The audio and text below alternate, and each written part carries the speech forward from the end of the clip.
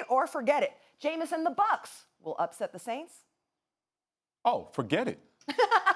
I mean, I don't know what's going to go on with Stephen A. and Max and what they say, but let's go back 2 weeks ago when we said the Seahawks were going to beat the Saints. And what did the Saints do? Win. Then we said the Cowboys are going to beat the Saints. And what did the Saints do? Win. Stop counting out the Saints. The Saints know how to win. They know how to win these games. They faced Jameis I don't know how many times. They are going to win the game. Forget the upset. Jameis looked awesome against the Rams. But every time we count out the Saints, they come back with a victory. I'm going to say book it. I'm going to say book it even though they're on the road because I don't believe in Teddy Bridgewater's offense. I don't think they're going to put up enough points. I don't think this is the same Jameis Winston. I think Bruce Arians and Byron Leftwich have had a positive impact on Jameis Winston. Not to say he's not going to make mistakes. Not to say he's going to be perfect. But I think that he'll do enough to force New Orleans to try to do something offensively.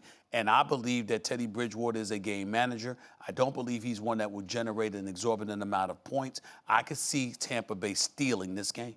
It's way too early to say. First of all, I'm going to say forget it, but that's because of what I think about the Saints' overall team up and down. Not necessarily just the Bucs and Jameis Winston. I gave up on Jameis Winston a while ago. I said, listen, when you have a coach and an offensive coordinator who are the right guys, who can make a player dynamic. Isn't it interesting when Norv Turner shows up and all of a sudden offenses work, right? Some guys show up and offensive, Kyle Shanahan, McVay, when then they leave and the offense doesn't work anymore. And Arians is universally spoken well of throughout the league, right? And Leftwich might be one of those guys, handpicked by Arians and doing a great job with Jameis Winston, who looks fantastic. But the Saints, top to bottom, are too good for the Bucs. Book it or forget it. Stephen A. Smith, this for you. Eagles will score over 30 points versus the Jets.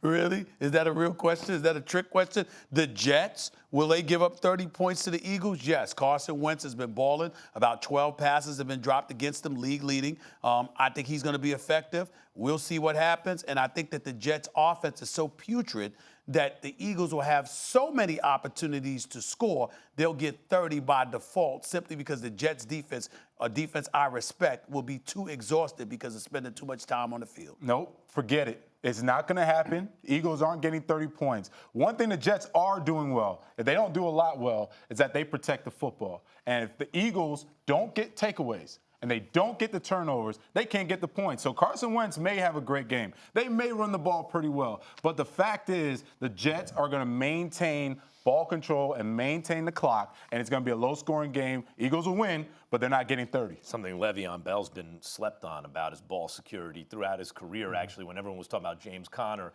But Le'Veon Bell gives you a premium in a lot of areas. I'm going to say book this one, though, because I think the Eagles are starting to catch fire. I agree with you about the Jets, but when a guy is starting to feel himself as Carson Wentz is and the Eagles are in certain ways, I think they catch fire, and just inferior teams can't do a lot to stop them. I'm going to say book. And it's at Philadelphia, too. Yes. Max, what do you think about this one? Baker will outplay Jimmy G on Monday Night Football? Book it or forget it? I'm going to say book it, too. And let me tell you something. The defensive strategy against the Browns is pretty clear.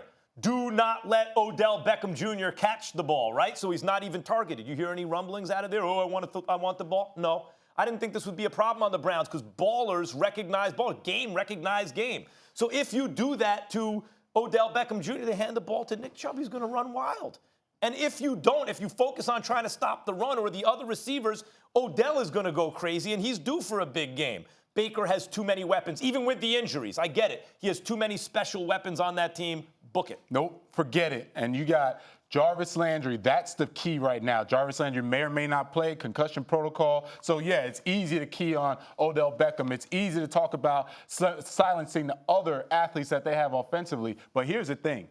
San Fran has a defense. Yeah, they do. San Fran has a defensive line. They have edge rushers. And what do we know about the Browns offense? They struggle versus the edge rushers. They can't protect Baker Mayfield. We were just talking about 2 weeks ago. He holds the ball too long, and he's definitely not going to outrun him. So that's going to be Jimmy G's reason for winning or outperforming Baker Mayfield. I'm going to book it. And the reason I'm going to book it is because I view Jimmy Garoppolo, porn star Jimmy, I view him as a guy that is a singles hitter.